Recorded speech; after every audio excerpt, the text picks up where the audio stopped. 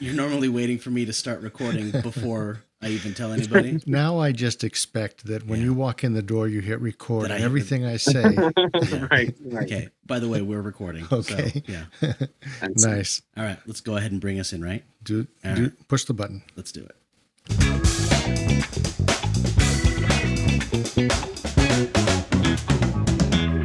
All right. Welcome to my dad's movie podcast. I'm Mick Johnson. I'm the dad. And with me, as usual, is my son, Tabor Johnson. Hey, how's it going, everybody? So tonight, we're going to be talking about David Fincher and the movies Zodiac and The Game. And we have a special guest with us tonight, Matt Arntsen. Thanks so much for having me. I don't know if that was the best time for me to jump in, but hey. Yeah, no, that was the perfect time to jump in. I was just about to say, hey, now would be the perfect time to jump in, and you did it. The eagle has landed. Yeah, excellent. So Matt is you are down in Provo, Utah? Yes, sir. That I am. And I believe you know my son, Alec Johnson, who's down there. Are you going to BYU right now, or have you graduated? Yes, sir. I'm still attending BYU. I've got 2 more semesters, 1 more year, and I'm a good friend of Alex. Yeah, we've worked on a handful of films together, and we're good buddies. So. Yes, he. When I was talking to him about people to be on the show, he highly recommended you. And I'm flattered. He said that you are an excellent cinematographer, and I've actually heard from a couple of people that I've talked to. Your name came up a couple of times, so it sounds like you're making a name for yourself down in at least Provo. Well, geez, thank you. I know you can't see me, but I'm blushing. So whenever we come up with a video, I'll just go ahead and I'll put that blush on for you. Yeah, there you go. Thank you. I appreciate that. Right on. So you are in what program are you in school right now? So I'm in the media arts program with my emphasis being cinematography, like you mentioned. And so I've got about 2 semesters left. A handsome amount of those credits are just generals that I have to finish up. But right on. Yeah. So I know my wife and I came down to Provo. I think it might have been last month. It's hard for me to remember, but we went to a film festival down there. I think it was, it was a BYU Public Domain Film Festival. Yes, that is correct. That's right. That was just this last month or 2 ago, and Alec and I got to have a couple of films in there, and that was a lot of fun. Yeah. So the one that I know that you were in that I heard about was The Journalist. Yes, sir. So, that's the truth. So you were a cinematographer on that one? Yes, sir. We shot The Journalist, over a span of a week, or we actually shot it in one night, but over that week of the competition. And yeah, Alec and I got to work on that. And if it means anything, it's kind of funny how The Journalist and both David Fincher's films that we'll talk about today kind of have a reminiscent feeling amongst them all. And so it's kind of fun. Oh, well, that's excellent. Yeah. Kind of fun. You said that you had a couple of films. Did you work on another one for that one? Yes, sir. I had The Journalist, which we were really, really pleased with, and it won Audience Choice at that film festival. And that's right, it did. A couple others at a different festival. And then I also shot Alice's Baby, which was nominated for a few things, but didn't quite get the bell. So okay, it was a blast, though. Had a great time with it. Well, I know my wife and I, we absolutely loved The Journalist. I liked the feel of it and kind of the story and everything behind it. So yeah, it was pretty cool. I was really happy that it won the People's Choice. So that was pretty cool. Absolutely. As was I. I was really geeked about that. So really fun. Right on. So the other thing that Alec had sent me a couple of things, and I think he said that you are also doing music videos. Yeah, I've done my own fair share of music videos. At the second film festival that The Journalist was shown at, the BYU First Look Film Festival, I had actually submitted one of my film or music videos called "Dude, I Know Karate" by Provo's own 19 Miles Per Hour, a really fun indie rock group here, and okay, it's been fun. I've actually really enjoyed the venue of music videos because it kind of allows for a certain creativity where the rules don't quite matter as much.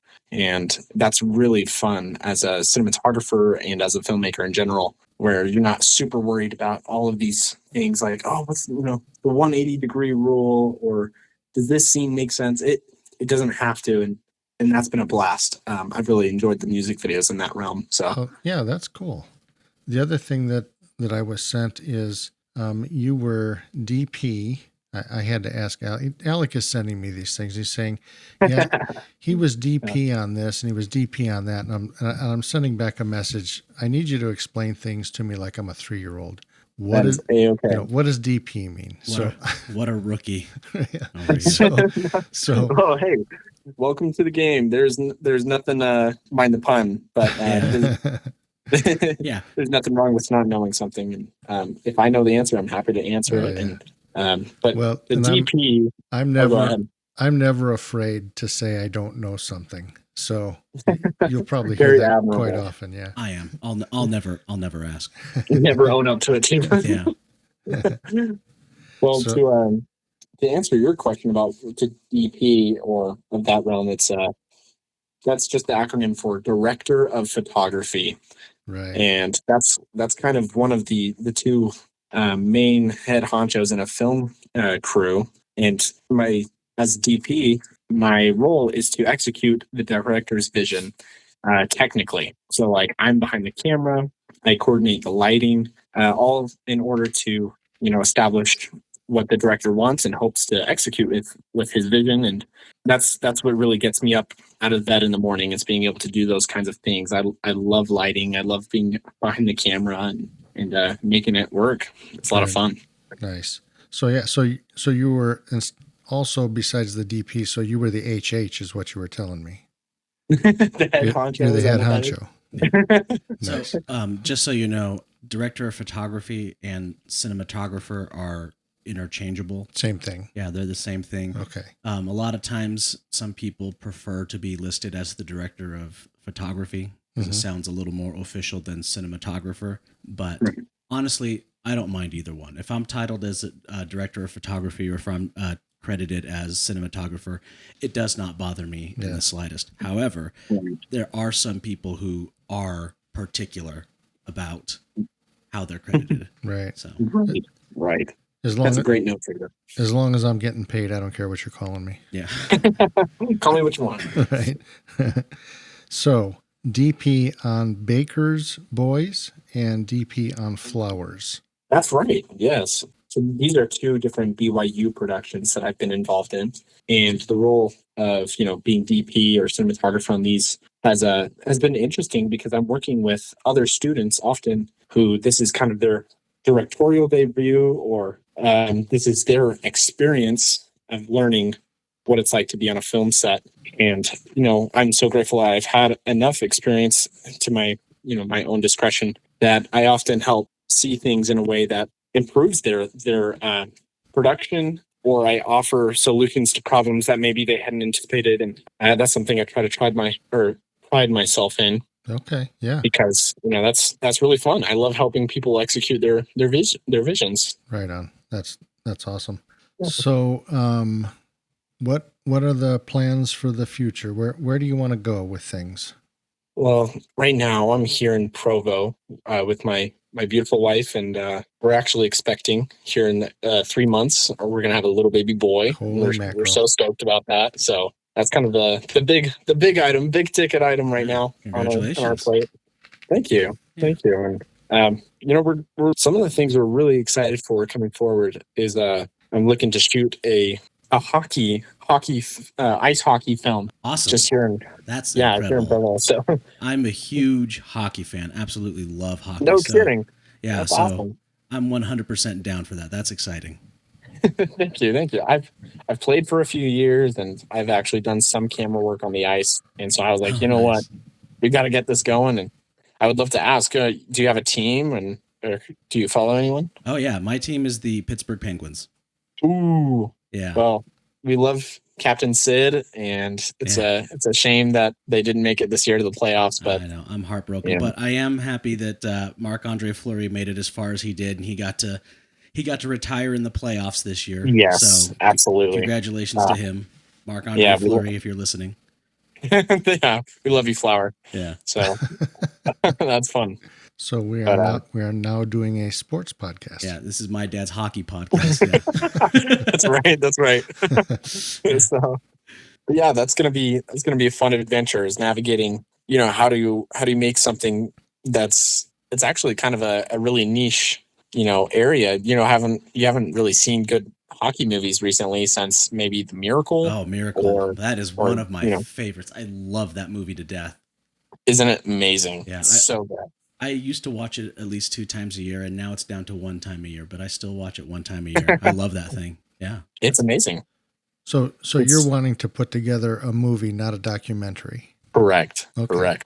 We're thinking of making a narrative film, maybe a proof of concept, if you will, and kind of take it to the NHL and or the Smith Entertainment Group, which is the group that owns the Utah Hockey Club, and see if they would sponsor us in our attempt to kind of get the word out there that hockey is really fun. It's a great pastime. That's right. I forgot. Wonderful exercise. So I forgot Utah has a team now. That's awesome. That's so cool. Yeah.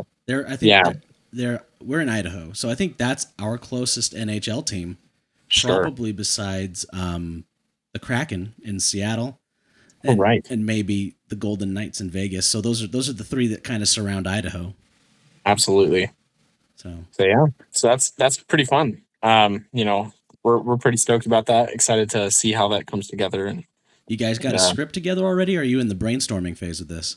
We're I think 1 or maybe 2 drafts into a script, so we're still very much in the pre-production phase. But awesome. We're looking into different shot styles and what kind of visual styles we want to maintain and what our plot will be. So we're pretty stoked about it. Yeah. You thinking about shooting anamorphic? I would adore shooting anamorphic. Based off of. Oh, go ahead. Oh, sorry, I didn't mean to interrupt you. I was just saying that I recently did a movie a couple weeks ago, and we shot on those new Blazar anamorphics, the Katos. Absolutely, those are gorgeous. It looked wonderful. It's a good looking movie, and so I'm like, before I was just like, spherical, anamorphic, who cares, whatever. But now I'm really loving that anamorphic look. I think it's very, very pretty. They're so fun, and they add such a character to your image. And absolutely, and then on the ice, when you have those bright lights, flashing everywhere and stuff like that, those are going to look gorgeous with those anamorphic lens flares. Right. Man, I could talk, your head off about all of this really fun lenses and stuff. Yeah. Yeah, we're trying to explore that. That's pretty fun. Awesome. And you said something earlier. You said proof of concept. Dad, are you familiar with what a proof of concept is? Oh, absolutely. I had a proof of concept thing I did this morning, just before church. And then, when I was on my way home, I think I ran over a proof of concept. It was in the driveway. Yeah. Just tell me what it is. Perfect. Okay. A proof of concept is usually like a short film that you create with the sole intention of using that as part of your pitch deck. So you're going to take that short film. So let's say Bigfoot Falls, I wanted to make a feature of that movie. I would take the short and take that to producers and say, this is what I was able to do with no budget and, okay. 2 shooting days. So you give them a snippet that gets them interested. Correct. Okay. Yeah. And that's usually, how you can help pitch your movie, and they see, oh, wow, I've seen this short film. This is incredible. I'd be willing to put some money into this and see where this goes. Right on. Yeah. So it's really exciting. And we're hoping to do a proof of concept. We hope to not, run over it on our ways to work, but it'll be great. If you see it laying in the road, just drive around it. Don't. Yeah, that's right. Don't just drive over top. All right. Well, that's cool. That's going to be exciting. Is Alec working with you on this, or is he being lazy? No, we would be certainly graced to have his presence there and on set, because he's so talented. It would go a long ways to have him involved. So yeah. All right, we're holding you to that now. Excellent. Excellent. You got my brother on the line here now. Very well. Yeah. And you can make the checks directly to my dad's movie Yeah. podcast. Okay. Exactly, Yeah, we'll write that out. Don't give them to him. Okay, great. A full 30 cents, huh? That's Yeah. right. Those royalties will come rolling in. Take out the taxes. That's great. So awesome.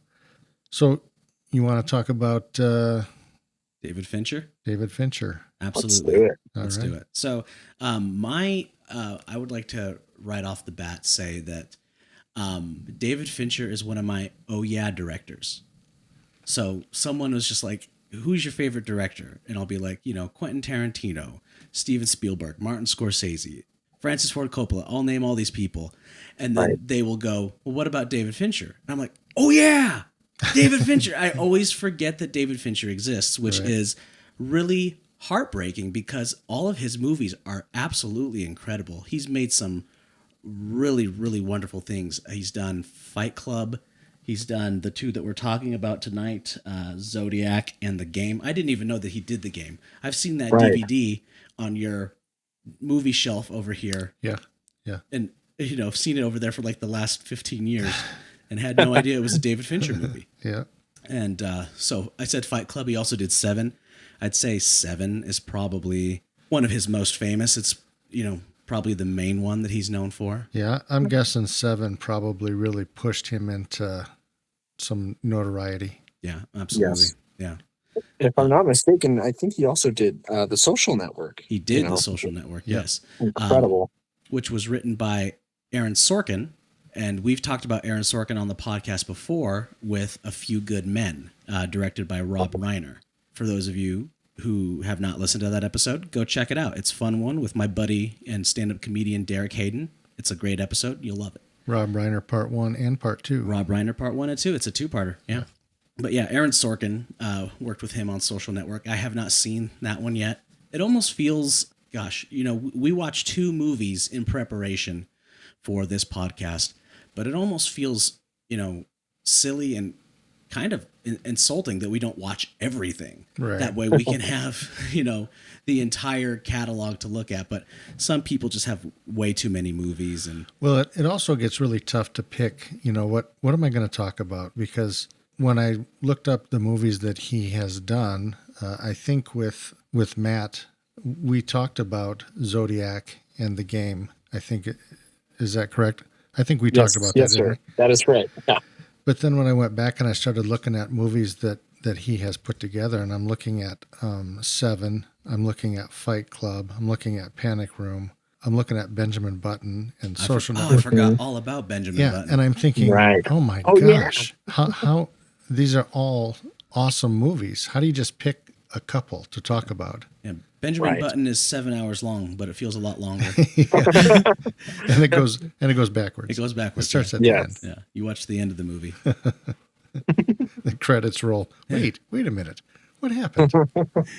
Yeah. So, Dad, what is your favorite of the David Fincher movies? Well, I like them for different reasons. Seven, it was like a mind meltdown type of movie for me, especially at the end, finding out. And I think that one had Kevin Spacey in it. Yeah. He was the bad guy and stuff. And, I know Kevin Spacey's, he's gotten in some trouble, but I've always liked movies that he's been in. Yeah. Bananas. Yeah. Nice. You still don't know that. You still don't know that reference. I don't know what we're doing there. We've done Bananas on the show twice now. It's Baby Driver. Right. That's that's his secret code word for when the person calls him and says bananas. That's how he knows that something's gone wrong. I gotcha. Yeah. I think if you say that to Nicholas, he'll probably know immediately. Oh yeah. Yeah. Because Alec would too. That's one of his favorite movies. Yeah. Baby Driver. Yeah. Yes. I can't say I like the title, but yeah, it was a good movie. So Kevin Spacey was the first choice to play John Doe in David Fincher. Or not in David Fincher, in Seven. But there was a couple other people that they had actually looked at. And one of them was Jeffrey Jones from... yes, and he was going to play the Rooney character. Yeah, he was going to play Ed Rooney from Ferris Bueller. Yeah. That was going to be... Just transfer it over. So Matt, there's a few really stupid things that we say on the podcast every time, and this is one of them. Yeah, we try to slip Ed Rooney in there every once in a while. Nice. Somehow he has made it into every podcast and every movie we've ever talked about. And it's just appropriate because him and Kevin Spacey are both in trouble for the same thing. Right. So Crazy. They're in the same club. yeah, they're interchangeable. Yeah, but Interchangeable. Yeah, same guy. we try not to talk about Rooney too much. Yeah. You don't do a very good job, though. I know. That's so funny. It's also funny that you beat me to the punchline because I was sitting here thinking, You had it where written out? am I going to Where are you interject going to slip him? it? Yep. Right? So, How can I do it? yeah. I was thinking about that in the shower today. I was like, how can I beat him to it? How can I beat him to Rooney? Right. We talk about him. We talk about him so much. We should have one of these buttons just like ready, like queued up, so we could just push the button and hear him go 9 times or something like that. Grace! Now you're talking. Yeah. That actually would be funny. We should do that. So my favorites. It's a toss up. I didn't tell you my favorite yet. Okay, tell me your favorite. Go ahead. My favorite of his is actually The Game. And I had read that it is not his favorite. David Fincher, I think he had said it's not his favorite movie. You know, he did it, but I don't think he really liked it as much. But for some reason, my wife and I, we've watched The Game multiple times. You know, it's really it's such a cool. It's funny that you mention that because as I'm watching it, by the way, I have not finished it. I had 40 minutes left on it while I was walking out the door. I was not expecting it to be as long as it was. I was like, it's early Fincher. It's got to be shorter. No, just as long as current Fincher. So I got 40 minutes left. So nobody spoil it for me because I am going to finish it. But as I was watching it, I was noticing there's Fincherisms in it, but it's the least feeling of the it feels the least like a Fincher movie of the ones that I've seen, at least in my opinion. I mean, would you agree with that, Matt? Well, I find it interesting that David Fincher really he's so unapologetic in his cerebral movies, that he's just like, hey, I've got this movie and it's going to show either on your TV or in a theater, and it's your job to keep up. And I love that because that's super flattering to me as an audience member, that I have to work to appreciate his art. And sometimes that's taxing. Other times it's really has a huge payoff. Some people don't like that. Right. And I think he, like you were saying, I think it's necessary in my experience that he does take as long as he does, because if he's going to really make me work for it, he needs to give me enough time to where it'll pay off. And I feel like his movies aren't quite as popcorny as maybe some other movies are, palatable, and I really appreciate him for that. That gives a certain depth to his filmography that I appreciate as a filmmaker and as an audience member. Yeah. So let me get some details out of the way here. David Andrew Leo Fincher, born August 28, 1962 in Denver, Colorado. He's an American film director. Parents, his mother, Claire May. She was a mental health nurse. Father, Howard Kelly Jack Fincher.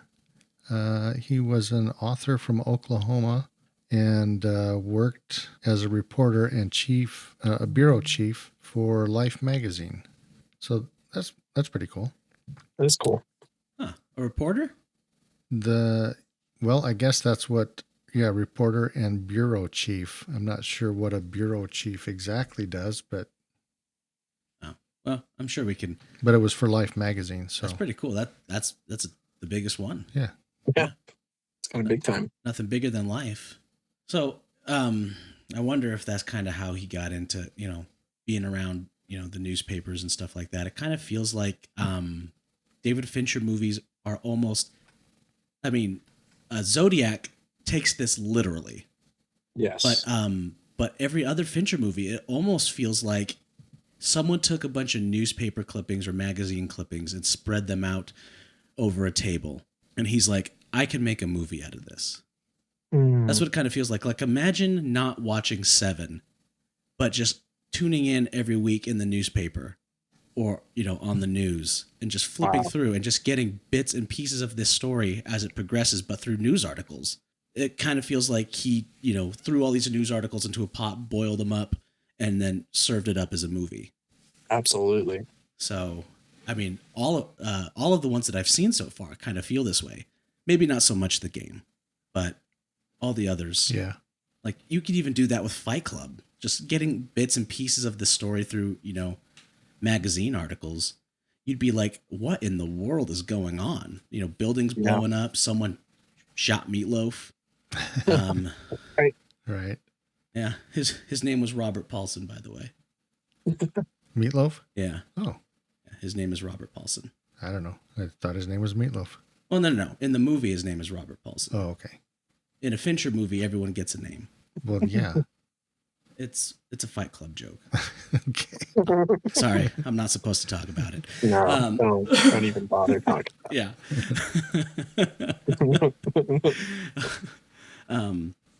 So which one are we going to talk about first? We're going to talk about Zodiac? Zodiac will be the first one that we talk about, yeah. Sure. But I'm not quite ready to get there just yet. Oh, sorry, I'm rushing. I want to talk about Fincher for a little bit. I'd like to talk about kind of what you see David Fincher as a director, his style, some method to his madness, what you guys notice. Okay. One thing I had read is that he actually became fascinated with filmmaking at the age of 8 when he started making films on an 8mm camera. Wow. And his major influences in filmmaking: Alfred Hitchcock, Stanley Kubrick, Ridley Scott, and Martin Scorsese.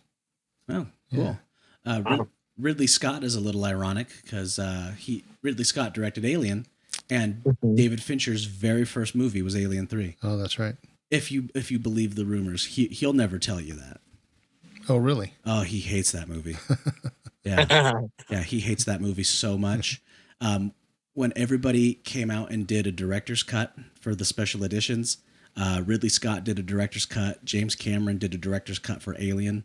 They asked David Fincher to come back and do a director's cut, and he had some very choice words for them. Sure. Wow. Did not return. So you'll watch the first two, director's cut, and then the third one is the assembly cut. So that's not the kind of stuff that he likes to do. The alien stuff. Well, and the thing is that it should have been what he likes to do, because you watch that movie and you're like, this feels like a Fincher movie. It's got his signature all over it. But it was his first movie, and so there was a lot of studio interference. A lot of things were taken away from him. He would edit something, and then the producer would go back into the editing bay and re-edit stuff behind his back, and just messed with everything. There was, script drama, like what was going to be in the script, what wasn't going to be in the script. And it was so bad that he walked away with the movie incomplete. Wow. And they just edited what they had left. And then when they did the director's cut, they got a bunch of editors and people who were on set. I think the assistant director was there. And they had David Fincher's journal and notebook that was all of the notes for this movie. And when they did the director's cut, they tried to edit it as close to what that journal said. And so that's the closest to a director's cut of that movie we're ever going to get. So it was like an apology saying, listen, we're sorry we took this from you. And if you don't want to, put this together yourself, we will do our best to put it together and preserve it the way that you had originally intended, as close as we can possibly do it. Yeah. And then we'll stick your name on it. Yeah. Wow. Yeah. Exactly. Huh. So when you're talking about David Fincher, what do you guys see as far as what do you notice about his style and stuff, his directing, and all right. So what are the major things that you really notice about him? The first thing I would mention is color. Color always pops up first for me in these movies. It's always yellow. It's always green. And I was watching a video about it on YouTube, and Fincher was saying, I don't have an affinity for yellow or green as much as I have a distaste for pink. So he's just making sure pink doesn't get in there. He said he hates pink. He thinks pink makes movies look horrible. It makes them look, saccharine and fake. And by pulling the pink out of the movie, what's left is usually green or yellow, depending on, if you're on the warmer side or if you're on the cooler side. So that's why you see a lot of yellow in Zodiac. You see a lot of green in Seven. Oh, okay. And they kind of all have like these tones to them. And I think that's incredible because as a cinematographer, I think color is my weakness. Sure. I can't play with color as well as I can play with light and shadow. Sure. What is your take on all that? I don't know if that was addressed to me, but yes, it was. Sorry. Wonderful. No worries.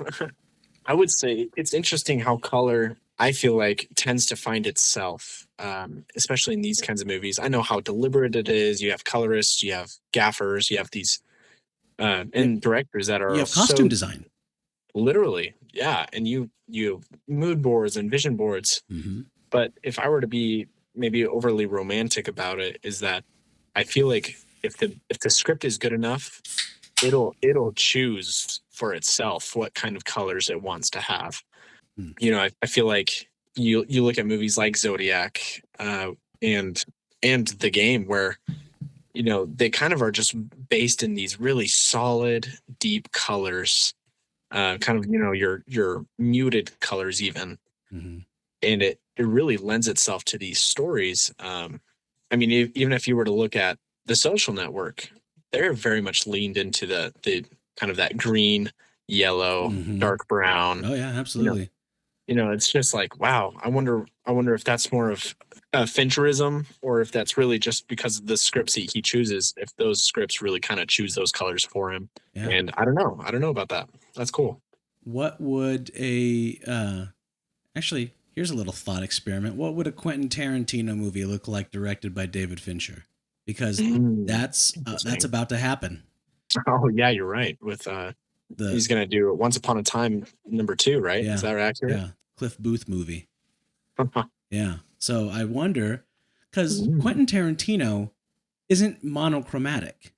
Not at all. He's very coordinated with color for sure, but monochromatic is not him at all. He uses lots of different colors. You'll see all sorts of different things here and there. He's kind of more contrasty and saturated, but there's lots of color. I wonder if Fincher would keep that cinematography continuity, or if he would make it a Fincher movie. I'm kind of curious. What do you think? That's a wonderful question. I think Fincher has the capacity and the sophistication to be able to maintain Quentin's view. And we know, Quentin Tarantino, man alive, he's got opinions and he expresses them very articulately. Yeah. And so I feel that Fincher will probably lean into respecting it more than taking it and making it his own. Yeah, okay. That's my spitball take there. Okay, cool. I think you're right. I think he will respect Quentin Tarantino's vision, but I would not doubt that we would still see some Fincherisms in there. Definitely. It's kind of neat. So why is Quentin Tarantino not doing it himself? He wrote this script, or like this rough draft, and he wanted to do it. And then he sat down and said, yeah, I'm only doing one more movie.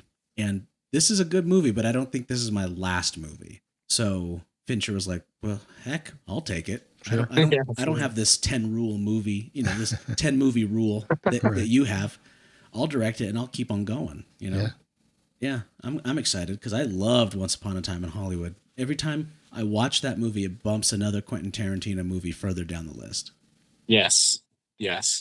So I was watching The Game, and I was also cleaning house. So I was watching stuff, and then I would go clean, and then I would just listen to stuff.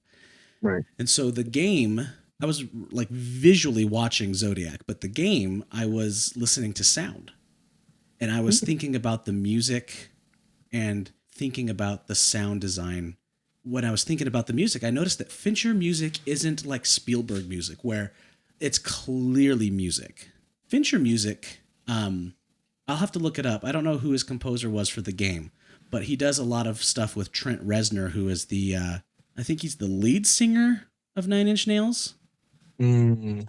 And so a lot of the stuff that they do is still music, but it feels a lot more atmospheric. Yes. You almost don't even notice it. It's so subtle, and it's almost kind of like, like a quiet droning when you just hear this like buzz in a movie. It's like a low pitch buzz, Right. and so Right. you're not listening for it, but subconsciously you're feeling it, and that's kind of what the music in David Fincher's movies feel like. Is just this droning, ominous, spooky, scary atmosphere. And so I was really noticing that with The Game. I'm going to look up who that composer was, but it's something that has always been in his movies. It's just that scary, spooky atmosphere stuff. Huh. Absolutely. Yeah. So we color, sound. I was watching some studio. You watch Studio Binder, right? Of course you do. Yes, of course. I Yeah. love me some good Studio Binder. Gosh, Studio Binder. Like, I don't even know why you're giving money to BYU. You could just stay at home. No, it's true. You could just stay at home and watch Studio Binder and get the education for free. That's so true. But I was watching a Studio Binder on David Fincher. And Don't quit school. you'll end up like I'm so me, close. hosting a podcast. In the video, they were talking about David Fincher rarely uses close-ups. He's always shooting stuff in the medium or the wide, and the close-ups are reserved for only special occasions, like when he really needs to get the point across, when he has to use like an insert shot of something. I noticed there was this shot where Michael Douglas is sitting in his chair and he holds up the invitation that his brother gave him. We get an insert shot of that. It's that close-up. We get to look at what the invitation says. Right. Because it's an important thing. We need to know what that piece of paper says. Right. But I noticed hardly any close-ups of Michael Douglas thus far. I mean, granted, I still have 40 minutes left, but yeah, everything is shot in the wide or in the medium, so you can kind of have like an idea of the layout of the buildings that they're in. You always know where everybody's at. You don't lose anything in the close-up. And Fincher always shoots on sticks or on a dolly. Yeah, I read that he does not like using handheld camera. Correct. Yeah. Yeah. There are a few handheld shots in his movies, but only where it needs it. The Social Network has only one handheld shot in the entire movie. Everything else is shot on sticks. So it's kind of an interesting choice. You'll see it in 7. They showed this scene, the very end scene, where they have John Doe in that open field. Yeah. And it's handheld for Mills and Somerset, the two cops, and it's shaky cam for them. But every time it cuts to John Doe, it's on a tripod. Still, no movement in that camera whatsoever. And what that's doing is showing you that the two cops are absolutely frantic right now. Right. But John Doe... It gives you this sense of uneasiness. Yeah. But John Doe is as cool as a cucumber. Because everything is going according to plan. There is nothing that can go wrong. He's getting exactly what he wants. And so the camera is still for him because he's in control, but they're out of control. Right. You know, I would love to circle back for a moment to what you mentioned earlier about your conceptualization of he could have shot any of these movies as if there were just newspaper strips, you know, that he had just taken little stories and pieced them all together. And it sounds like, you know, his dad was heavily involved in you know, real world stories. You know, I work as a camera operator for TV and often for sports here in the Utah area. And something that we often focus on, especially in broadcast, is making sure that the audience has the big picture, that they know what's going on, so that when you do punch in, there's significance. And it, you know, it goes really hand in hand with what you've just mentioned about his shooting style, is that he almost reserves those tight moments for kind of a punch, right? And something, you know, if you were to watch a football game or hockey, for instance, the objective and maybe 90% of the entire broadcast is from game camera 1, meaning that's the number 1 camera. We're staying here for most of the game, and you're going to see just about everything you need to see. It's the wide shot. It's where the entire game is happening. You can see. It's exactly right. You can see the entire game, and nothing is missing from that one camera angle. And then, say what happens when somebody scores a goal or a touchdown or a beautiful, catch. Guess what they do? They cut to a close up of the person that scored. And they usually show a highlight, real tight slow-mo. They really let that moment really play to its strength of this is the moment where change has happened. And it sounds like he's maybe taken a lot of that influence, whether deliberately or not, into his own shooting style and storytelling. So that's really neat. Yeah. So the newspaper clippings for the story and, video journalism for the cinematography exactly right. Shooting style. Yeah. That's pretty cool. Well, we've talked about a lot of different directors before. And one thing that I think we really notice is the upbringing of the director really plays a big part of what kind of director they become, how their movies turn out.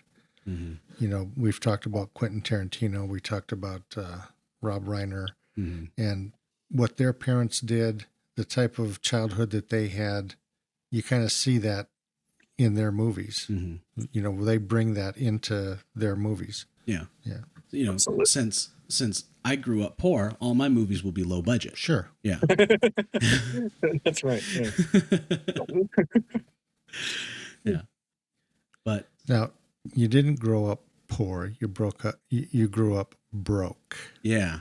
Okay. There's a difference there. There is a difference. Yes. Yeah. That's fun. So I'm going through my little studio binder list of director talking points here. Costumes. You notice it way more with Zodiac than you do with The Game. The Game feels modern, but we're watching a movie that takes place in 1969, and we're seeing all these old cars, we're seeing all these old costumes, and, it almost feels like, duh. It takes place in 1969. They're going to dress like 1969. Yeah. But you don't really understand. It's almost like a subconscious thing. You don't understand how important those costumes are to the story. It really lends to getting you invested, and you feel like, when I was watching Zodiac, for a lot of it, I felt like I was living in 1969. I was so heavily invested in it. Like I forgot I was watching a movie. Like I felt like I was watching news footage. It's true. I felt like I was watching the Zodiac stuff happen live, which is, I guess, a testament to good storytelling and good movie making. You know? Yeah. The costume design and the set design, all the cars were, time appropriate. It was cool. We got to see everybody smoked. Yeah. Freaking Robert Downey Jr. smoking and drinking in his office like it's Mad Men. Right. Man, that guy, he was a fun character in that movie. I loved him in that. It's one of my favorite portrayals of his. I think he really broke away. I say break away because he had just shot Zodiac and then went and did Tony Stark with Iron Man. But I still feel like he was a different character than Tony Stark in this movie, and I really appreciate that about RDJ. Yeah, and then you run into the Ryan Reynolds dilemma, where you play this superhero for Marvel, and now that's all you play. Yep. Robert Downey Jr. since Iron Man has only played Tony Stark no matter what movie he's in. I mean, he's kind of Tony Stark in the Sherlock Holmes movies. Yeah, it's true. Ryan Reynolds is always playing, the fast-talking, wisecracking Wade Wilson Deadpool. Yeah. You get pigeonholed into this thing, and it's unfortunate because, actors, like a director or a writer, they don't want to do the same thing over and over and over. Right. But for some reason, we'll let directors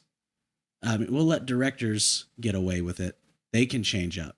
But for some reason, subconsciously, audiences want Robert Downey Jr. to keep playing Tony Stark. They don't want to let that go. Right. And so then if he does, they're like, well, I don't want to watch that because he's not Tony Stark. Right. Kind of a tragic stepping away. Audiences are fickle. I mean, yeah. I'm, we were talking about this, last week where people are talking about they want original stuff, and then original stuff comes out, they don't go see it. Right. They keep flocking to go see the next Marvel. They're like, oh, I'm sick of Marvel movies. Like, then why are you still watching Marvel movies? Right. If you're sick of it, prove it. Right. And so, we're talking about how the new independent renaissance is around the corner. Yes. like the 70s or the 90s. We got our new era coming up. Maybe, I don't know if it'll be the 20s because we're halfway through the 20s now. But maybe it'll be the 30s. 30s cinema. We'll get a bunch of cool independent stuff. Yeah. Absolutely. I can see that happening. Yeah. How are we doing on time? We are at 50 minutes. Okay. We better talk about Zodiac. Let's talk about Zodiac. Okay. Let's do it. There was actually a lot of really big names in here. Jake Gyllenhaal, Robert Downey Jr., Mark Ruffalo, Anthony Edwards, John Carroll Lynch. Player. Say that again? Oh, I joked that it was the basketball player, Anthony Edwards. Oh. Sorry about that. Go ahead. You can quiz me on hockey all day. I know nothing about basketball. Fair enough. So, yeah, a lot of big people in it. With all equal screen time. Maybe Jake Gyllenhaal got a little more, but almost everybody else is on the screen for an equal amount of time. Wow. So, tell me about Zodiac. What did you guys think? What did you like? What did you not like? All right, we'll start with you, Matt. Well, I would say when I watched Zodiac for the first time a couple years ago, I was kind of on a Scorsese kick. Everything was kind of dark and grimy and gritty. Yeah. Who hasn't been on a Scorsese kick? Right. And I probably will be again soon. But I turned on Zodiac, and I remember sitting there in my apartment, just on the couch, and it was one of the few movies that have made me feel a visceral, like, gut sensation in a long time. And it's not like I am desensitized by any means, but it wasn't until this movie that I was like, oh my gosh, this was real. This is an actual experience, and it's dramatized for me here. But and it kind of just threw me into this mental space of, holy cow, this is crazy. This is no longer fiction. And I appreciated that I got to watch this actually huge, meaningful, significant storyline that happened through, from the 60s to the 90s of the Zodiac, when I was born in 99, and that kind of had come and gone. But yet this was such a significant American storyline. It was interesting to be kind of thrown back in such a visceral way, where it wasn't just hearsay or anything. I got to kind of live it because of Fincher's movie. And that was quite an experience for me. And I appreciate that I got to live it in that way. Nice. Yeah. This is the first time I'd seen it. I'd heard about it a ton. And I knew about the Zodiac Killer. Right. But this is my first time sitting down and actually watching it. And I love this podcast because it lets me sit down and, for a lack of a better word, it puts a gun to my head and forces me to watch this movie. Like I have to watch. I have to watch this. Right. And so there's tons of movies that I want to watch. I'm like, yeah, but where am I going to find the time? Right. And so now this makes me. I have to find the time. I was sitting at work, hiding in the walk-in freezer, watching Zodiac. Like I had to find time wherever I could to watch it, and so it's exciting for me, and I get to do that. So I watched this for the first time. I had distractions all around me, but I was absolutely engrossed. Like I zoned out of everything that was going on behind me, and it was a wonderful, wild ride. I loved this movie from start to finish. I thought everyone acted it really well. Yes. Everyone was an ensemble too. There was no one who was, trying to punch out and be more than everyone had their part to the story. They played it really well. No one was trying to be a star. Right. And it felt like I was actually watching these reporters and detectives. It felt like I was watching real people. Absolutely. I wasn't just watching Robert Downey Jr. I was watching this reporter trying to figure out who the Zodiac killer is. Yeah, so I love movies that are based on true events, real stories. Yeah, but it's a bit of a double-edged sword for me because, like for the Zodiac, it's based on a true story, and I like learning about it. Mm-hmm. But at the same time, it also locks in what's going to happen in the story. Right. Because they can't just make up, an ending that they want based on, whatever they want. It's kind of this is the ending, which when I watched it, I did not know. This is spoiler alert. They never caught the guy. Yeah. It just went unsolved. They have no idea. To this very day, the investigation is still open. Yeah. They're still looking for him. So that ending left me a little, oh man, I'm irritated. I'm frustrated now. No closure? I want the closure. Right. Wow. So you felt irritated, not I uneasy? did. Yeah, I was kind of. I had a different reaction. I was like, "Ooh, man, he could still be out there." Like I wasn't irritated. I was fully satiated. I ate my meal at dinner. I got my fill. Right. But yeah, it kind of gave me like an uneasy feeling. Yeah. Especially after seeing that scene where he's got the two picnickers laying down on the blanket. He's stabbing them in the back. Oh yeah. Yeah. I think that is the most visceral scene in the entire movie. I concur. Yeah, I concur. That scene, I watched it and then I had to rewind. I was like, very nice. So that scene where they're, they kind of set it up. For me, it was kind of set up like, oh well, he's going to tie him up, but he's probably just going to take their stuff and he's going to leave like he says he's going to. And then all of a sudden, they're on the ground and he's stabbing them in the back, and it's like, oh man. That was rough. Right. It's just twisted, and it's really interesting because all throughout mankind's history we've had people wrong other people, but not in a lot of recorded history do we have somebody that's done so in such a almost gamified way where it's almost, and dare I say, recreational with the pursuit of it, where he has this cipher and he's sending it to the police and he's like, are you going to catch me? This is what I've done. And it's just crazy because there's just so much intentionality behind it all that's why it's maybe so sickening, is that it's not just passion of the moment, it's premeditated and or with no regard. Oh yeah. And so that's kind of what I think made my bones crawl and shake a little bit, and my skin crawl rather, and so that's pretty crazy. Sorry, what was I going to say? My brother was dropping off something for me. No worries. Oh, I was going to say there was a couple of dialogue things in the movie that really stuck out for me. One of them was I thought it was a super cool moment where Brian Cox says, can't remember what his character's name is. Belli? Melvin. Yes. Belli. He invites the police over to his house and he says, the Zodiac has sent me another letter. And I hope I don't butcher the line. I'm going to try my best to remember it. I went looking for it and I couldn't find it. But he's reading the letter and he's got it held up, squinting at it like he's trying really hard to read it. And he's talking to Mark Ruffalo. And, oh, gosh, I wish I could remember the gosh dang line. He's talking about how he's looking for attention. Yeah. And then Mark Ruffalo says something like, yeah, you pretty sure this is someone who's just looking for attention? And then it holds on Mark Ruffalo.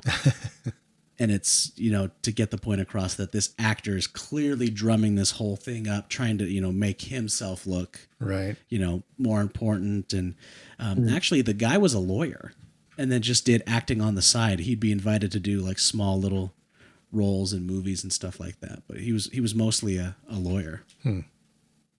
So, wow. And then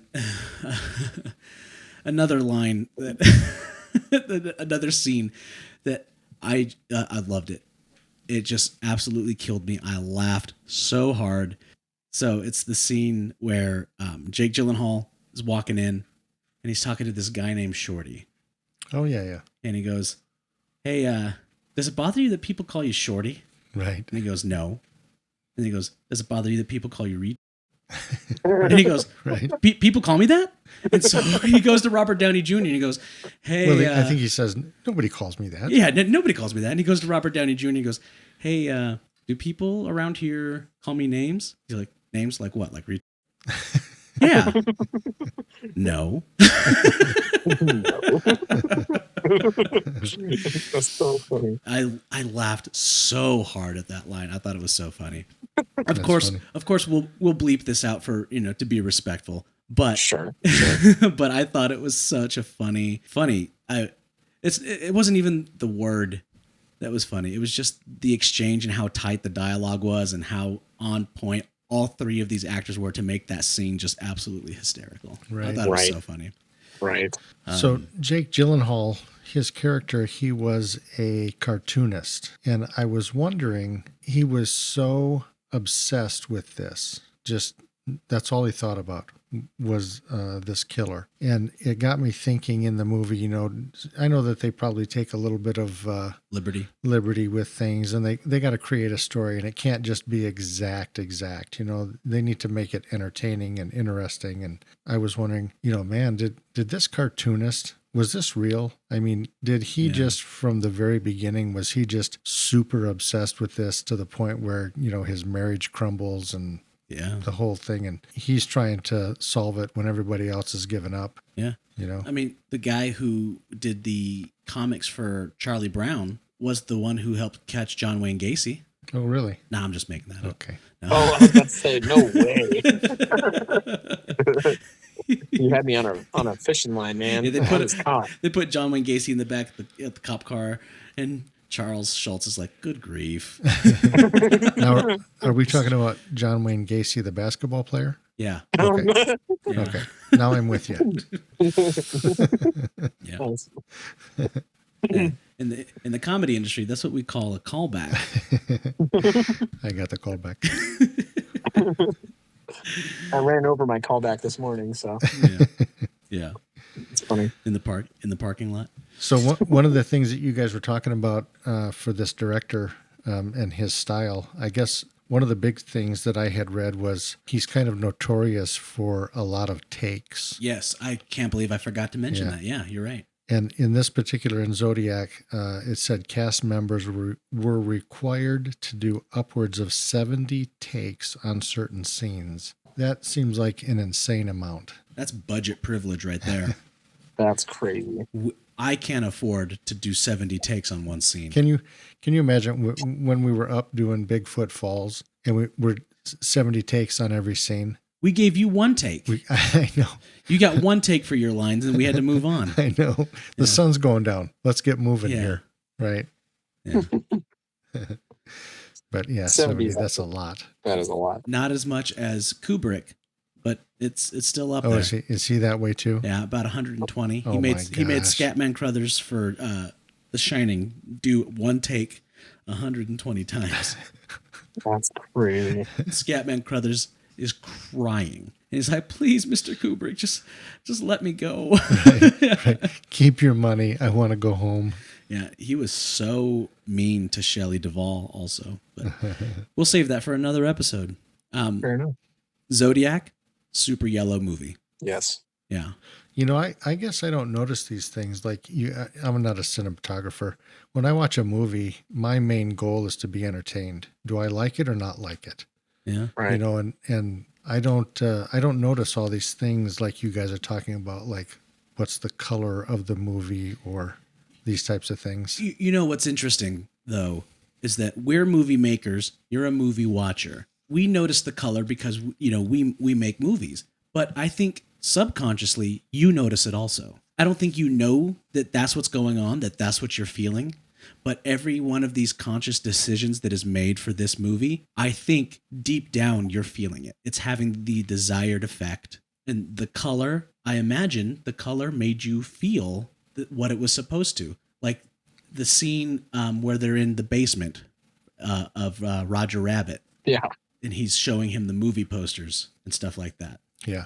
They're in that basement. There's a lot of black because they're in shadows, but anything that's in light is in that dingy not Charles. That's Charles Fleischer, who is Roger Rabbit, by the way. David Fincher yellow. And, and of course, yeah, light bulbs have a little bit of yellow.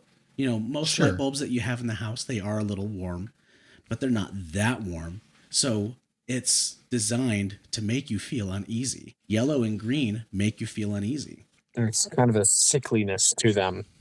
Yeah. And it's crazy. And pink, the color that David Fincher hates, adds life to a scene. So it's to make you feel at ease. It's to make you feel comfortable. That's why advertisers, people that are supposed to make you feel comfortable, they'll have more of these.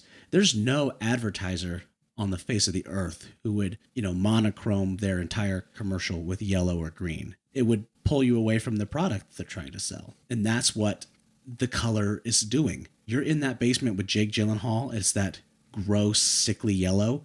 You want to get out of there just as much as he does. Right. Yeah, truly. So that guy, Charles Fleischer, I recognized him, but I couldn't remember where I recognized him from. And I was sitting there thinking while the show was going on, why do I know this guy? What have I seen him in? And then it clicked. Welcome Back, Kotter. Oh, really? Now, you two have probably never seen Welcome Back, Kotter. Never seen it. Like way before your time. But I know of it. But yeah, he was one of the characters on Welcome Back, Kotter. No way. Yeah. So I thought that was kind of funny. He was also the voice of Roger Rabbit in Who Framed Roger Rabbit. And when when they filmed that movie, he was on set in a Roger Rabbit costume, giving the actors something to play off of. He's like, no, I promise you, I need to be in costume. I need to be on set with these actors. They need something to act against or this movie's not going to work. Right. And a couple producers walked on set and saw him prancing around in that rabbit costume. And they almost pulled the plug on the movie. They were just like, what in the world is going on here? This is nonsense. But that's crazy. That movie worked out. It's an incredible movie. Yeah. Right. I have a coworker whose best friend from high school is dating Charles Fleischer. Is this serious? Or this is are true. you going to say I'm just kidding? This is absolutely true. My coworker, her best friend from high school, lives in Los Angeles. She's dating Charles Fleischer. Oh, wow. And they go out to costume parties. She's dressed as Jessica Rabbit and he's dressed as Roger Rabbit. No way. Yeah. That's awesome. Yeah. So what are your thoughts on the movie, Dad? Besides, have you summed up everything you're feeling about Zodiac? Yeah. So this is the dad take. The dad take. I really liked it. I liked that I liked the way it was put together. I really liked the characters and the different actors that they had. You know who's underrated is the guy who was the suspect for the Zodiac killer. I can't remember what his name is, but he's one of those Hollywood. Yeah, his name is John Carroll Lynch. John Carroll Lynch, yes. He's one of those I know that face but not that name actors. Right. Have you seen The Founder, the story about the beginning of McDonald's? Oh, right. I want to see it. I haven't seen it yet. It's a great show. I watch it all the time, but he's one of the characters in The Founder. And he's also in Fargo. He's in Fargo. He plays what's her name's husband. Yeah, that's right. Oh yeah, don't you know? Yeah, that Fargo accent. I love that. Yeah, so some of these actors, I really liked seeing them. I liked seeing them in these. Anytime these I see him, he cheers me up. He's such a fun actor to watch, and then he comes on screen and disappears, and you forget his name. Right. Yep. We should get one of those what's his face bingo cards. Someone made a bingo card of all these actors that you know their face but not their name. Right. And when you watch a movie and they show up in the movie, you put their name or their thing on the bingo card, and then after you fill it up, the first one's the winner. There's another what's his name or what's his face in The Game. The guy who is the vice president of the company. That's right. He's in a ton of stuff, but I can never remember his name. Say that again? From The Game? Yeah. When he goes to sign up for the game for the first time and he meets the vice president and he's got that bag of Chinese food with him. Yeah. He's one of those character actors who shows up. I think he plays the dad in Blank Check. Yes, he's in Blank Check. James Redbourne? Yes. That sounds right. Rebhorn? Rebhorn. James Rebhorn? Yes. Yeah, cool. Yeah. So those are two really good actors who just don't get, the acclaim that Leonardo DiCaprio gets. Right. They're not the huge actor, but they're really good actors. But, and you love seeing them. But they're the backbone. I mean, he as that Zodiac suspect, he was perfect. Right. He was perfectly cast for that. Right. Wonderful job. Yeah.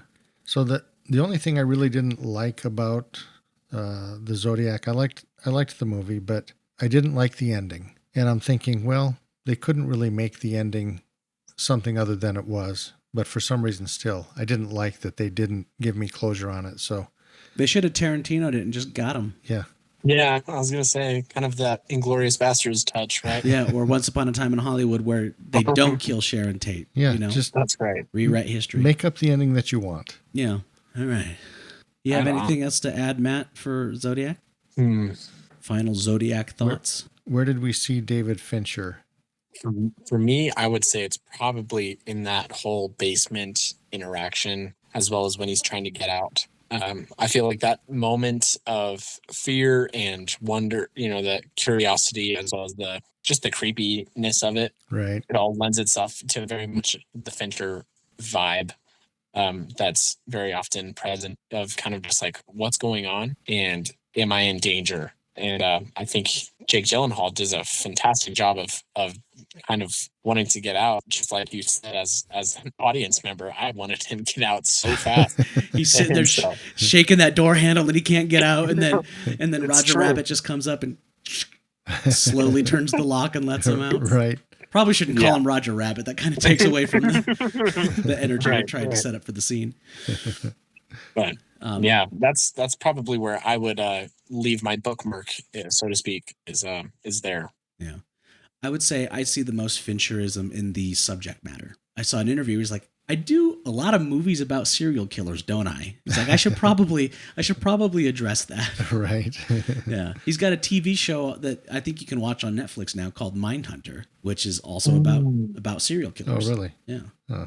So, if I were to make one last comment about it, is I went to IMDb, which is the International Movie Database, and it's kind of the end all be all of movies and people who work them or are in them. And it had a quote from Fincher in it, and it says, "I don't know how much movies should entertain. To me, I'm always interested in movies that scar. The thing that I love about Jaws is the fact that I've never gone swimming in the ocean again." Yeah, very true. And I feel like that is, if that doesn't sum up a Fincher movie, I don't know what would. You know? No kidding. That's funny. I will never live in 1960s San Francisco ever again. Ever again. Ever again. All right, The Game. Cool. Yeah, let's talk about The Game. So, like I said, I haven't finished it yet. I'll finish it tonight, I promise. But Michael Douglas is very captivating in this. Mm-hmm. Anytime he's on the screen. I mean, he's on the screen a lot. He's the main character. But you just, something about him, I guess, kind of, your eyes are just drawn to him. Yeah. Yes.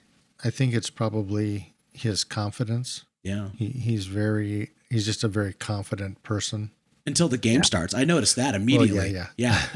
Like, it's so funny is that you're watching him and he's a confident, strong, composed person. Right. And then all of a sudden he gets dropped into this game and he's not anymore.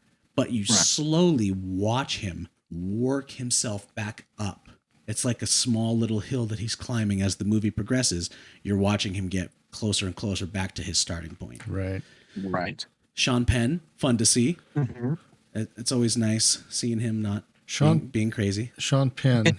Sean Penn, to me, he is that dark basement that they were inside. Right. If you had to characterize Sean Penn as something, he is a dark basement that you're not sure about. You're just trying to get away from Sean Penn, and then Roger Rabbit just unlocks the door and lets you out. Right. You're like, how did I get inside Sean Penn and I need out right now? That's the name of our new podcast. How did I get inside Sean Penn? Oh, that's amazing.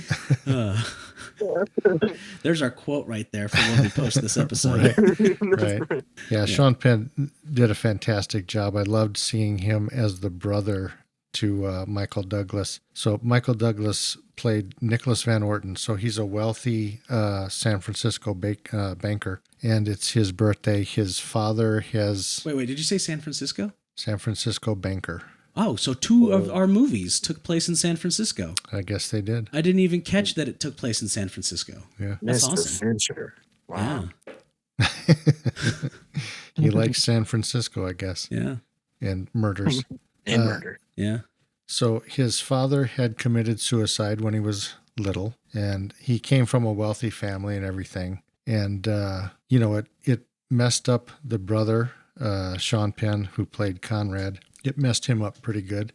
And I think it messed up Michael Douglas also, but you don't see that on the outside. Sean Penn, you see the messed up part on the outside, right? Right. And Michael Douglas, you don't see it. He's composed, he's confident, he's the banker, he has money. But on the inside, I think he's probably pretty messed up. And I think we see that as the movie moves along, we kind of start to see inside him where he's still a little bit of the little boy. Yeah. Yeah. Yeah. It's funny. You can tell that when he's having dinner with him at that restaurant With Conrad. Yeah. With Sean Penn. Yeah. Yeah. You can look in his eyes and see that he's crazy. He's composed. He's being very composed. I mean, he's acting a little silly, but you can see in his eyes that guy's crazy. And then when you see him later, down the road, you see him acting crazy. Like, there it is. Yep. Yeah. I knew it was there. I knew it'd show up. Yeah. Somebody opened the door. There he is. You see Sean Penn in all these movies acting crazy. And, I just, want to say rest in peace to Chris Penn, who was in Reservoir Dogs. I would have loved to have, because he was unhinged in Reservoir Dogs. And I would have loved to have seen more of him. Unfortunately, we lost him too soon. So, Right. it'd be cool. A what if? What happened if he had, stuck around a little longer, Right. So as a birthday gift, Sean Penn comes along and gives his brother this card that gets him into, I guess, this game. It's called Customer Recreation Services. And you don't realize that the game started the second he got the card. It had nothing to do with go check this out, go sign up for this. None of that. Yeah. That was all irrelevant. That game started immediately. The game is already going. Right. The signing up for it and all the craziness, that's all part of it. When he's handing him the Chinese food and he looks offended by that's all part of it, yeah. All those crazy things going on and the waste of time. And yeah, that was all designed to just get him worked up. Right. Right. Yeah. You got to be able to break them at the end. So you got to do little bits and pieces as you go along. Yeah. Like I said before at the start of the podcast, I felt that this is the least David Fincher movie I have seen out of his entire filmography. Do any of you disagree with that? Or Matt, do you see way more David Fincher in it than I do? I mean, feel free to tell me I'm wrong. I'd love to hear your take on it. Well, what's interesting about I feel like I had never seen something like The Game before. This was kind of an interesting first for me. And to your point, I feel like I hadn't seen anything really like it before. So to your point, I would say, yeah, I think you're right in that this is a little out of the Fincher realm, because I watched it in preparation for this, and I felt like the whole time I was just like, wow, this is, other than the concept that I mentioned earlier, was that he's very unapologetic and is just like, we get to experience it with Nicholas Van Orton, our protagonist, of what it is and isn't real. Right. We don't get any answers, just as little as he does, or as few as he does. So I would just say, yeah, this was kind of a unique experience for me in the Fincher sense of it, I noticed one of the things that I really noticed about it was, for me, watching the show, it seemed like the way that he kept setting things up, it was like, in my mind, I'm thinking, okay, I know what's going on.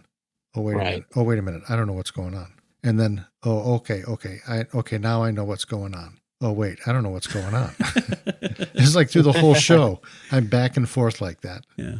One movie that I think does the, I think I'm ahead, me, the audience member. Right. I think I know what's going on, but I'm really two steps back, is the Ocean's movies, Ocean's 11. Yeah. And Oh, yeah. those are some fabulous movies. But I think the distinct difference between this and The Game is that The Game made me feel uneasy the whole time, while Ocean's movies make me feel wonder the whole time. I feel like, oh, how are they going to do it, rather than what's going on? Like, why I feel like I was ahead, but all of a sudden nothing makes sense again. Right. And and I feel like there's that core difference between those kinds of twists. Yeah, you're right. There was an uneasiness about The Game because it was like I didn't really know what part was the game Right. and what parts weren't. And you also don't know, well, how far are things going to go? Is this really a game, or is this like some sick thing that's going to end up killing him or something like that? You didn't really know where things were going to go. Right. And yeah. So to that effect, really cool. Yeah, really interesting that they jumped in so hard on that. It's really cool. I would notice for color, this one wasn't yellow. This one was more blue.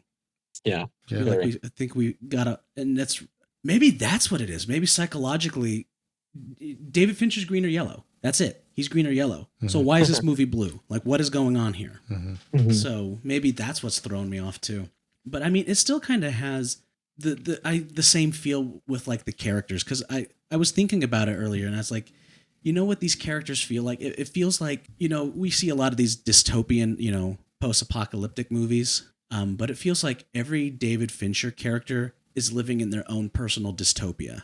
Like the world has ended for them. Everybody else around them is still living. So like it kind of feels like a dystopian movie, but the world is still functioning. We still have gas in our vehicles. People are going to work. But the characters we're watching, they feel like they're living in a post-apocalyptic dystopia, but they're not. Right. It's just like a personal dystopia. And I could feel that with Michael Douglas a little bit. Maybe not so much towards the beginning, but as we get into the game, right? It's almost like he is a foundation of a building, and it's holding up this building. But what's ended up happening is when he gets into the game, now all of a sudden you're seeing, oh, shoot, this foundation has been cracked for years. They've just been patching it up and just covering all these cracks. You don't see all the breaks that are underneath there that are getting ready to crumble. Yeah, exactly. Yeah. And so this whole time, Michael Douglas has just been patching up these cracks. And then after a while, you wash away the, whatever you put on cracks. I'm not a house guy. It's kidding. I don't know. It's called crack cover-upper. Yeah, so you take away all the crack cover-upper, and then you see everything's exposed. And you didn't realize how exposed he was until he got into the game and he was forced to confront himself with it. Right. Mm-hmm. Well, and confront his father's death and everything that he had suppressed. That's where I'm at right now. Yeah. I was cleaning out the cat box when I was listening to Michael Douglas talking to his housekeeper, asking about his dad. Yeah. And so it was that's where I left off. Right. Well, and that's what I'm saying. Sean Penn, his character, it's out there. You're seeing every crack. You're seeing everything that it's like an outward expression of grief. Right. And then you've got Michael Douglas, who shows nothing. The inward expression. Yeah, it didn't affect him at all.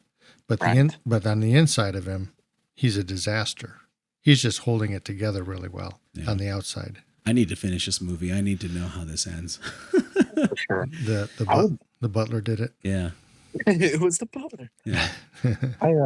I wonder, you mentioned his mom was a mental health nurse. Is that accurate? Fincher, right? We're talking about Fincher? Fincher's, yes. Correct. Yes. Mother was a mental health nurse, and she worked the majority of the time in drug addiction. I would love to hear your guys' thoughts on whether or not, or how that might look in especially this film, The Game, but also in all of his films, of kind of tackling this mental health exposure that he might have had growing up, or how he perceives it, or maybe some of these subjects. I don't know what you guys think about that. Well, I'm guessing that he probably got into some of his mom's drugs, and then we get some of these movies. Yeah. He's just sitting there popping pills, going, "What if we put a head in a box?" There's a movie. Yeah. It needs more yellow. Look at this. Yeah, exactly. Look More at yellow. this little blue pill. This will make a good movie. Yeah. You're not talking Viagra, are you? Yeah. That's a different movie. We're not going to Different talk. one. We're not going to talk about that one on this podcast. Fair enough. Fair enough. They're our sponsor this week. Yeah. Brought to you by. Yeah. You know, it's funny is do you ever watch BoJack Horseman? You know, I've had so many friends watch it, but I myself have not. It's incredible. It's absolutely incredible. You have to watch it. Yeah. Fair enough. You and my dad would both like it, but for entirely different reasons. Is it who puts that together? Raphael Bob Waxberg. Okay, what is the show that we used to watch with the guys going on the quest? Harmon Quest. Harmon Quest. Yeah. Dan Harmon. Are they the same? No, not the same creators. No. They're in the same social circle though, so like a lot of the same actors from both shows kind of go in and out. Yeah. But the main actor for BoJack Horseman is Will Arnett. Oh, okay. Yeah. I know. I like Will. I like Will. Oh, He's great. He's got such a great voice, doesn't he? He's perfect. Yes. But there's this part in the show, I think in the second season, where he's tasked to write a book about his life, and he doesn't even know where to begin.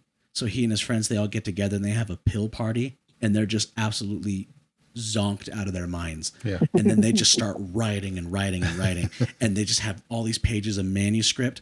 And then he gives it to the publisher, and he goes, "So I got your manuscript." He goes, "Oh, so what'd you think?" He goes, "Yeah, none of it's usable. Most of it is blank pages, and what's not a blank page is just unintelligible scribble. Like, I don't know what you guys were doing here." What you thought you were writing. Yeah, exactly. But that's kind of like the little, Fincher pill party. That's how he writes movies. That's funny. Yeah. So should we rate these movies? Well, do we have anything else we want to talk about on the game? Any? What do you got, Matt? Oh, something I'd like to mention is that I was watching this on my phone, and What? yes, and for the first time in a long time, I was like, I gotta watch this on a big screen. Yeah. I was like, because some movies you can watch, like Zodiac was cool, but I was okay watching it on my small little phone. Yeah. I was okay with it. But for some reason, the game feels different. I feel like I need to watch the game on a big screen. So imagine seeing that in a theater. I bet that would have been an experience. So here's a couple of things. The girl that was on there with Michael Douglas, Deborah Kara Unger, she was Christine. I read that the dumpster scene where they have to jump off the side of the building and land in the dumpster. Do you remember that? Yeah. And that's where my favorite line so far from this movie comes from. What are you looking at? There's this line where he goes, he lost his shoe. Yeah. And he goes, "Oh, well, there goes $1,000." And she goes, "Your shoes cost $1,000?" And he goes, "That one did." That one did. Yeah. I think a dog got it. Yeah. That's right. Yeah. So her dropping into that dumpster, she actually broke her foot. Really? Oh, really? Yeah, going into that dumpster. And Wow. This is not the game, but Brad Pitt broke his hand or his wrist in 7, and they had to put him in a cast. And it was early on in filming. They just wrote that into the rest of the movie. Yeah. Oh, no kidding. So when he has that cast on, it's because it's really a broken arm. It's curious how there's always one actor in every David Fincher movie who breaks something. Yeah. I'm not sure. It's how he gets the drugs. He's got to get that prescription filled. That's right. He's calling up Mom. All right, Brad. Mom. Yeah. I need you to break one for the team. Get me some Oxy. Now, this is something, I don't know if this is true. What I wanted to do is I wanted to go back and look, because David Fincher claimed that, do you guys know what haggis is? Yes. I'm not familiar. Haggis is a traditional Scottish dish that is usually a bunch of vegetables and meats ground up into like a ground beef sort of thing. It goes into like a sheep's intestine or something like that. Yes, they stuff it into a sheep intestine or a sheep stomach, and then they like wrap it off like a sausage at the end. Right. Oh, nice. Okay. It's scrumptious. It's scrumptious. He claimed that there is a can of haggis in every scene of the movie as a joke. No way. For the game? In the game, yeah, that somewhere in the scene there's a can of haggis somewhere. I didn't even know you could buy canned haggis. That's I don't know. so weird. I'm not up on my haggis buying, so I don't know. Not a haggis connoisseur. No. Per se. Interesting. So now I'm curious. I want to go back, and now I'm just going to watch the show just to look for a can of haggis. Yeah. It's really an unfortunate name because it doesn't sound very very kind, but Yeah. but from what you described, it sounds great. So everyone gets turned off by the sheep stomach, but I don't think you actually eat the sheep stomach. I think it's just a casing, kind of like a sausage. I think you cut it open, then you eat what's on the inside. Sure. Yeah. It's just like corned beef hash. Yeah. Yeah. That stuff's great. Yeah. Typically made with sheep's heart, liver, lungs, minced and mixed up with other ingredients like oatmeal, onions, spices, salt, blah, blah, blah. It's pretty much just a combination of goop. I don't know. Nice. Hey, comes out the same way it goes in. You know what I'm saying? Yeah. You know, Nicholas would eat balut. I bet he'd eat haggis. Oh, absolutely. No way. Yeah. Nicholas is our other brother. He's fun. Yeah, he's involved in the music and film scene in BYU, Hawaii. So, no way. Yeah, I got two brothers at BYU making movies, which is great. That's awesome. Yeah. We had one of his buddies on 2 weeks ago from Hawaii. Okay. Yeah. Uh-huh. Yeah, I'm really loving this new independent filmmaker aspect that we've added to the show. I think it's really neat. Yeah. So it's really cool. I can, say for myself, I'm really honored to be included and to have had such a wonderful experience getting to know Alec and, make those connections. He's so talented. I'm really pleased that I've been able to work with him as much as I have. So yeah, you don't have to talk him up too much. Yeah. Well, we'll tear him down later. So yeah, we'll call him up after. We'll call him up after this. Okay, great. No, he's a good guy. So, anything else about the game? I loved it. It's one of my favorite movies. I probably watch it at least once a year. I love the twists and turns. I love the characters and the dynamic between the brothers and stuff. And Sean Penn is just like, oh my gosh, the guy's insane. But I can't take my eyes off him. Yeah, he's so much fun. Yes. Yeah, you just like brother movies, huh? Yeah, I guess that's why you like Bigfoot Falls, right? Well, I'm excited for Tabor to be able to finish it, so that way I could hear your guys' thoughts. I mean, without spoiling anything, I felt like the finale, the end of the movie, left me wondering the authenticity of my experience watching the film, and so I won't elaborate too much, just to spare you. But it's just the idea of do I need to step out of the room? Step out of the room for this? But no. I just wonder if it. Well, I'll pose it as this. Forgive me. Is it fair to have ended the movie the way it did and feel like it's, I don't know if believable is the right term, because the movie is called The Game, and it's you have to suspend your belief to a degree, but I don't know if I felt like it was fair to say, well, here's the outcome and this is just the way it is. Does that make sense? I do. So you're kind of like, did they just end it? Did they just want to end it? Okay, here's the ending. Like a real quick. We're not going to really think about the ending a lot. Here's the ending because it's called The Game. Well, and it's almost like the whole film, you're questioning what is and isn't real. Even, Michael Douglas is wondering what is and what isn't real. Right. And we get to this point of reconciliation, if you will. And well, all the things that he went through, can you imagine what a monumental undertaking it would have been? If you were really doing this as a game for somebody, right? All the moving parts and people and all the things that had to come together and click perfectly, Right. So yeah. It makes me wonder, and I felt like I'd be interested to hear Tabor's thoughts on it after he's watched it. Well, maybe this warrants a follow-up. Maybe I'll finish it and we'll have you call back and we'll do like what is that? An addendum or an epilogue? Ooh, very nice. We could do an addendum on the epilogue if we wanted to. Yeah, so we'll do an epilogue. This is America. We do whatever we want. And then we'll do an addendum. Yeah, that's right. Yeah. Cool. Very cool. I love that. That's funny. All right. Should we rate these guys? Yeah, let's rate them. All right, cool. So let's start with Zodiac. I will recuse myself from rating The Game, since I haven't finished it yet. So Zodiac. With our podcast, we haven't really settled on a rating system. Like we're trying to figure out something, and every guest has got a different rating scale. We tried doing Letterboxd, and my dad can't grasp his head around Letterboxd, and Sure. so we had someone do like 0 to 10 Ryan Reynolds. So I mean, what should we? Wait, 0 to 10 Ryan Reynolds? Yeah, they rate movies based on Ryan Reynolds. Yeah, Nice. Yeah. Nice. So I mean, what do we do? Like the Jeffrey Jones Richter scale, or or what? Like I don't know. It's like, how long would I stay in that basement? Yeah, It exactly. determines how good it There is. you go. That's a good one. But from 0 to 10 seconds, how long? 0 to 10 minutes. How long would you stay in that basement with Roger Rabbit? There you go. So for Zodiac, gosh, I would stay in that basement with Roger Rabbit for 7.5 minutes. Very nice. We lost you. Say that again. How does it sound now? It sounds much better. Thank you. Great. Thank you, Verizon. Nice. Who's our second sponsor for the day? Now I got to pay my bill.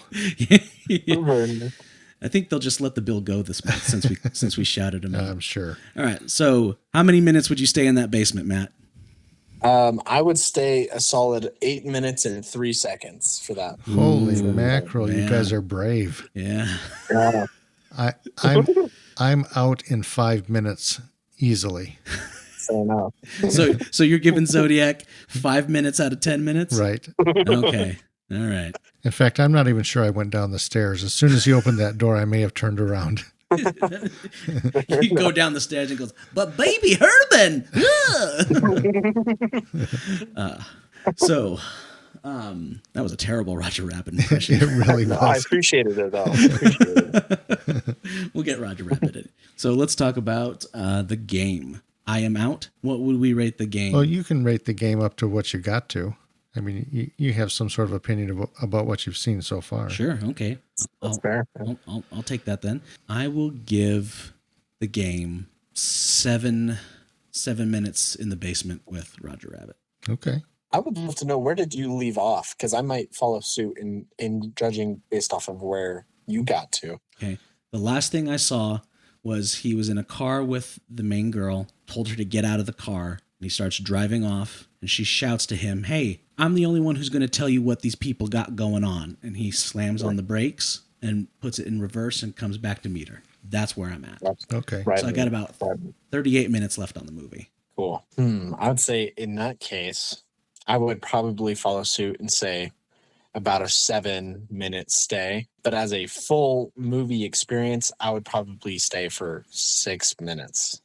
Okay. So I'd say it comes down just a little bit, but I would stay. Yeah, so you leave the basement sooner the longer the movie goes on. Gotcha. And Yeah, so, Matthew, do you feel that way because of the ending? I do. Okay. Frankly, yes. Okay. So you didn't like the ending for Zodiac, and he didn't like the ending for The Game. For the game. What we should have done is swap the endings. Now, that right. would have been kind of cool. That actually really would have. They caught the Zodiac killer, and it was Roger Rabbit the whole time. Nice. Wait, no, that's still the same movie. Yeah. I screwed up the joke. We can edit the joke. Yeah, we'll fix it. Great. We'll put in something by Ron White in its place. So for me and the game, I would probably give it a 9.5 minutes. Man, Yeah. awesome. Right on. Even with the ending, like that because I liked the ending. Yeah. You know, I because I'm the feel good guy. I like the Yeah. I like the endings that come together and people win or people feel good or they have a realization. You know, stuff that makes you feel. Reconciliation. Yeah. You would love Yes. Bigfoot Falls then. Yeah. I'm gonna have to watch it. Yeah. Yeah. I'm going to have to finish it. Well, cool. Cool. Matt, thank you so much for coming on the podcast. Thank you for talking about your movies. Thank you for Guys, talking thanks so about much. the movies of David Fincher. Do you have a link or a website that you would like to plug while you're here? Yeah. Where can people go to find stuff that you're working on or that you've done? Right on. I appreciate that. Thanks so much for having me, you guys. And most of my work these days lands probably on Instagram. My Instagram handle is really easy. It's Matt_Arnt, ARNT. Okay. And that's what I usually post most of my stuff to, or at least have links to. If you want to watch The Journalist, what Alec and I shot and did not too long ago, it's just on YouTube. It's on the channel for Dallin Webb with 2 B's, and I'm sure I could connect with you guys on That's right. posting them somewhere. Dallin was the director. Correct. That's right. He actually contacted me today. He sent me a message and said that he'd like to be on the show. So Nice. Oh, really? Yeah. Just out of the blue, or did you talk to him first? just out of the blue, he sent me a message. Hey, I'd like to be on the show. That's great. Yeah. So We're getting the word out. Yeah, I love Dallin. Great guy. I would love to work with him as long as I can, and as long as I'm privileged to, before he gets too big and important for me. right on. But no, he's awesome, and I'm sure he would be a wonderful addition to the show. So Everyone's got every director has that cinematographer that they met in film school that they take along with them everywhere. That's right. That could be that relationship that just sticks around. Yeah. You know. That's what I'm hoping Well, for. based on what I'm hearing, I don't think you're going to have too much trouble getting work. So I think I think you'll be okay. I appreciate that. Thanks, Mick. All right. Well, Awesome. Well, thanks for being on. You were awesome. Should we? Thanks, guys. That means a lot. Should we close out the show? Do it. All right. Let's hit it.